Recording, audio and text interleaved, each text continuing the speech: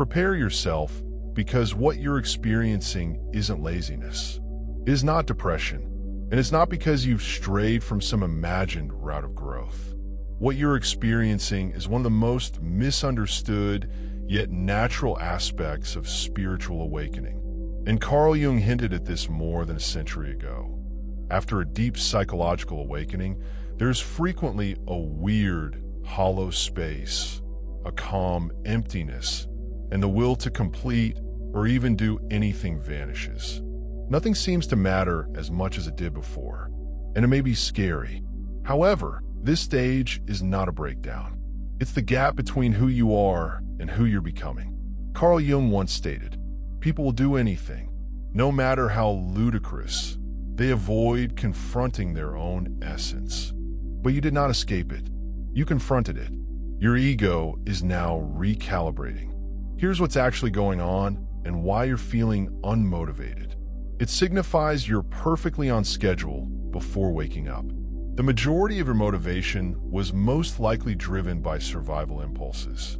Success or recognition, financial management, or just proving oneself to others. These are not fabricated aims. They were just essential to create the life you believed you required. But when you awaken, something unusual happens. Those aspirations loosen their emotional hold on you. You don't require validation like you used to. You no longer fear falling behind. And without the usual pressures pushing you ahead, your energy levels decline. Many folks feel lost here. They assume that something is wrong. But the fact is that your soul is dismantling your internal reward system. It is no longer concerned in feeding the ego. It is learning to follow a deeper compass. The culture believes that a loss of meaning is an indication that the unconscious is emerging. What you're feeling is not failure. It is a space that your mind has yet to learn to quantify. As a result, it incorrectly labels it as a lack of drive. You can believe that accomplishing anything ambitious is futile. Now, you may look at your previous ambitions and wonder why you ever cared. But that is not retreat. That is your spirit, refusing to invest in something that no longer serves your larger purpose. This is the first indication that your energy is no longer being directed by unconscious urges. It is preparing for something more consistent. Something is still unseen. There is a vacuum that exists between the dissolution of the ego and the emerging of your actual self. In Jungian psychology, it's known as the confrontation with the unconscious, an inner conflict in which your regular drives fade and nothing external appears to satisfy you spiritually. This is known as the void phase, and being in it does not imply laziness. You're going through a transition. You've outgrown the persona that once kept you busy, and now your inner self is silently recreating what truly counts. The emptiness is not a punishment. It can't be fixed with productivity hacks or self-help regimens. It is a vital pause, a period of spiritual slumber in which your soul rests and regroups after releasing previous attachments. However, the outside world, and even your own conditioned mind, perceives you as uninteresting, uninspired, or even melancholy. That's because your energy is no longer engaged in surface-level activities. It is being drawn within, deep into the core of your being. Coltrane cautioned that facing the unconscious frequently results in a sorrow that cannot be explained by life events. You may feel as if you no longer belong in the world, or that nothing is worth pursuing. But this phase is holy. It is when all of the surface noise dies down, allowing the true voice of your soul to emerge. You are not broken. You're only between identities. And that area is very unsettling for a reason. It's where the next iteration of you is being created, not via force, but rather in quiet. So, if you wake up feeling unmotivated and disconnected from things you used to care about, know this. Your old self has stood aside, but the new you is still extending its legs. You're not stranded. You are in spiritual incubation. Prior to your awakening, you were most likely inadvertently caught up in a loop of continual stimulation, social media, constant objectives, background noise, and the need to be productive at all times. That thrill felt like motivation, but it wasn't. It was survival mode disguised as ambition. After waking, your system begins to detox from everything, and you are abruptly left in quiet. A quiet that initially feels like boredom. However, it is tranquility in which you have yet to learn to rely. This is one of the most disregarded reasons that woken individuals lack drive. It is not that you are unwilling to act. Your neurological system is recovering from years of false urgency. You quit using terror as a fuel source. You've stopped relying on external adrenaline, which makes modern living feel quite weird. Carl Jung termed this the withdrawal of projections. The things you used to chase no longer have power since you have reclaimed your energy from them. At this point, you may feel slow. You may feel distant from the pace with which the world operates. But that is not dysfunction. It is clarity. You're learning to move based on intuition rather than impulse. You're no longer driven by the fear of missing out. You're starting to learn that the stillness you formerly dreaded is now where your true strength lies. And it is in the stillness that your actual path will begin to unveil itself, one step at a time. So, if everything around you seems too quick, too noisy, or too pointless, you'd rather do nothing than appear to care. This is not a regression. Your spirit is slowly disconnecting from the confusion it previously mistaken for meaning. What you are experiencing is not a lack of motivation. It represents the return of inner quiet. This one hits harder than most people anticipate after waking. It's natural to look at your prior vision board, 5-year plan, or previous business and feel nothing. Promotions, honors, titles, and material status are all distant echoes of what you wish to celebrate. They just don't hit as hard. It's not that you've turned negative. It's that your notion of success has crumbled, and what's replaced it is still evolving Callahan's view that when the conscious ego loses dominance, the deeper self emerges and your connection with life changes completely. What previously seemed like accomplishment now feels like a distraction. You could start doubting everything you used to work for. Why did I desire this? Was this ever truly my dream? This internal transformation might result in a peculiar indifference towards goals that used to excite you. This is precisely where many individuals misidentified themselves as uninspired. What is truly occurring is that your spirit is no longer interested in ego-driven prosperity. It is now looking for depth, honesty, connection, and contribution.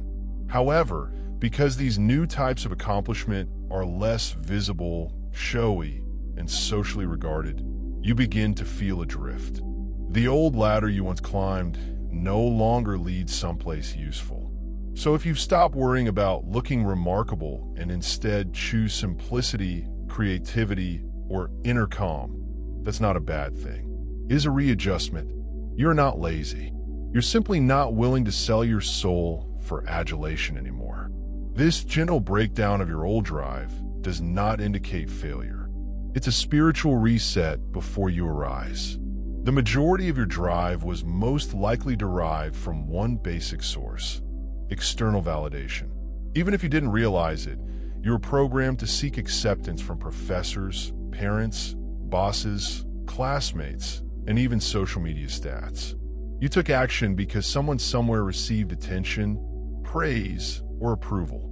But after awakening, something in you changes. This external affirmation begins to seem pointless. You no longer move just because someone says you're doing well. You stop waiting for something deeper. Inner permission. This adjustment might be paralyzing at first. You sit with your thoughts, but don't take action. You're motivated yet hesitant. You start questioning, is this genuinely aligned? Or am I simply acting again?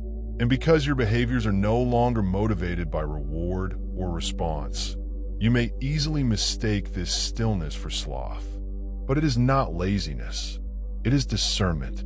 Your energy is learning not to spend itself on anything phony. Coltrane wrote on the process of individuation, or the road to being your most true self. During this process, he observed that a deep psychological pull inward began to reject conformity and surface-level duties. That's precisely how you feel. You aren't merely short on energy. You are viewing things through a new lens. Is this genuinely me, or is it simply what I was trained to do? You could realize that you've gotten more discriminating. You're no longer motivated by competitiveness. You do not wish to prove anything. You desire tranquility. You want the truth. You cannot move forward until your inner self feels comfortable and connected with the direction. And that's okay. What you are feeling is not a barrier. It is your soul, refusing to replicate previous patterns. Following a spiritual awakening, your body and mind begin to operate together. They've never done this before. You refuse to waste mental, emotional, physical, or spiritual energy. As a result, you may find yourself accomplishing significantly less than you used to. Not because of laziness, but because your system is recalibrating your whole connection via work. In a society that values continual mobility, this might appear to be a lack of motivation. However, this is the first time you've shown respect for your energy. You started noting how frequently you said yes to activities that depleted you. You recall how you pushed beyond tiredness to satisfy expectations. However, your inner compass has become louder. Your body resists force. Your spirit no longer wants to chase. And because it is so different from how you used to function, refusing to run on fumes may feel strange, if not wrong. But it's an indication of energetic maturity. Carl Jung highlighted that retreat, rather than weakness, is typically the first stage of change. You're drawing back not because you've given up, but because your spirit realizes it can't continue in the same unsustainable manner. You've probably begun to favor relaxation, isolation, nature, or minimalism. Things that give you energy instead of consuming it. And because most people around you are still locked in the grind mentality, you may feel terrible about leaving it. However, what appears to be silence from the outside is truly holy conservation. You're realizing that your energy is precious cash, so you spend it with purpose. Is your foundation being rebuilt during this pause, or this inner season? Quietly, slowly, and fiercely. You aren't doing nothing. You're recovering in ways your previous self never had the opportunity to. So, if you've been waking up recently thinking, why don't I care anymore? Take a breath. You are not falling apart. You are sinking inward.